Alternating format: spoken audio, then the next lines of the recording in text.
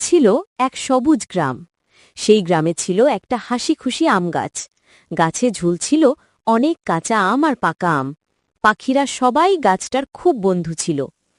একদিন সকালে এক লাল রঙের চড়ুই এসে বলল, আহা, এই পাকা আমগুলো কত সুন্দর দেখাচ্ছে, আমি যদি একটা খেতে পারতাম। তখনই হলুদ পাখি হেসে বলল, কিন্তু কাঁচা আমও তো কম মজা না, কাঁচা আমের টকটক স্বাদ একেবারেই অন্যরকম।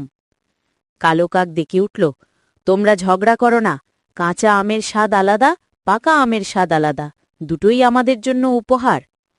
এদিকে আমগাছ মিষ্টি হেসে বলল, বাবারা, তোমরা কেন লড়াই করবে?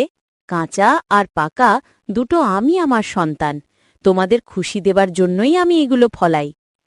সব পাখি তখন একসাথে হাততালি দিয়ে বলল, ঠিকই বলেছ আমগাছ, আমরা আর ঝগড়া করব না, সবাই মিলে ভাগাভাগি করে খাব।